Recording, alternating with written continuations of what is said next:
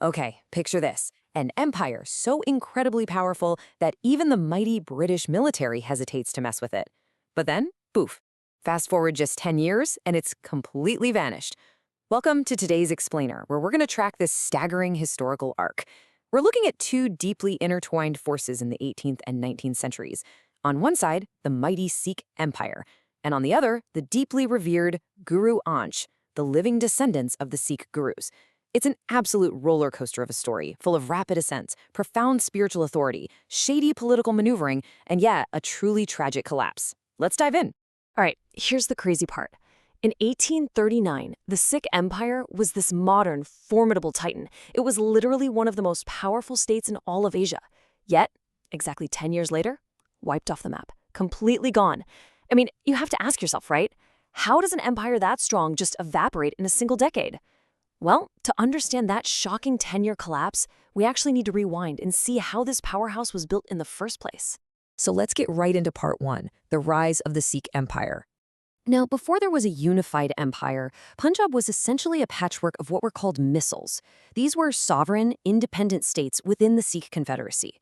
Think of them almost like rival kingdoms, frequently bickering over territory and influence.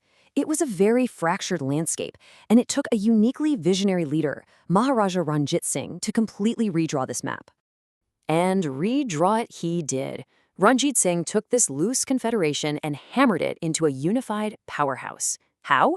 Through three brilliant strategic moves. First, he consolidated those Misl territories using a very clever mix of alliances and, well, selective military force. Second, he captured Lahore, Punjab's historic capital, which instantly gave him unparalleled legitimacy. But the third step, this is the fascinating one. He built a fiercely modern Khalsa army. We're talking world-class. He even headhunted European officers, guys who had literally fought for Napoleon, like Ventura and Allard, to build this incredible state-of-the-art artillery division. Then comes 1809. This was a massive turning point because of the Treaty of Amritsar. Basically, this treaty drew a hard line in the sand, or rather, the water, at the Sutlej River. For decades, it created this tense, heavily armed staring contest between Ranjit Singh and the British East India Company. But you know what? It worked. It secured a stable, almost Cold War-style peace for the entire rest of his reign. All right, let's shift gears to part two, the power of the Guru Ansh.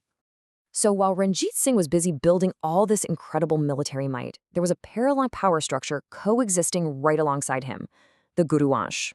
These were the living descendants of the Gurus, belonging to prominent Khatri clans. You had the Bedis, the Trehans, the Balas, and the Sodhis. And as you can see, they operated from distinct regional headquarters. But they weren't just figureheads or religious symbols. No, they were major power brokers. They ran educational institutions, they hosted massive seasonal festivals, and crucially, they guarded the faith's most sacred relics. For instance, the original Adi Granth Codex was held by the Sodhis at Kartarpur.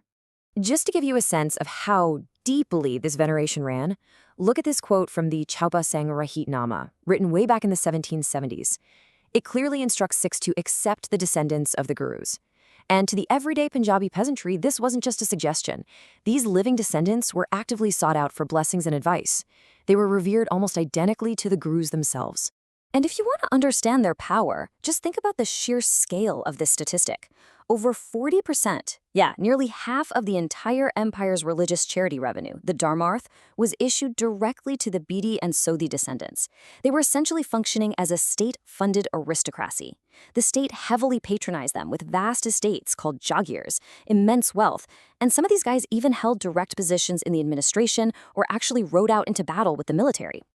Okay, so let's recap. We have an incredibly unified state, we have a modernized, massive army, a peaceful border with the British, and a deeply integrated, state-funded religious elite. Everything looks perfect, right? Which brings us right back to our original critical question. How on earth does an empire this powerful collapse in just 10 years? Well, the tragic countdown officially starts in 1839 with the death of Maharaja Ranjit Singh. That brings us to part three, chaos and the First War. So Ranjit Singh's death unleashed absolute, unfiltered chaos. It created this massive political vacuum in Lahore. We're talking rulers rapidly rising and falling to brutal palace assassinations. With no strong king to hold the reins, the powerful Khalsa armies started interfering, essentially seizing control of the administration. Meanwhile, the British East India Company smelled blood in the water. They aggressively ramped up their troop deployments right near the Sutlej border. But honestly, the worst part? The secret treachery. The Sikh elite actually began plotting against their own. When open war finally breaks out in late 1845, the real tragedy is in the mismatch. Now, on paper, the Sikh army had the upper hand. They had numerical strength, they had superior artillery, and the fierce, unparalleled bravery of the common soldiers. But the British? They had better organization, and more importantly, they had a dark, secret advantage. High-ranking Sikh commanders, guys like Lal Singh and Teja Singh, were secretly betraying their own side. They were actively collaborating with the British to deliberately undermine the Sikh soldiers. And we see this heartbreaking internal treachery play out across a series of incredibly bloody battles.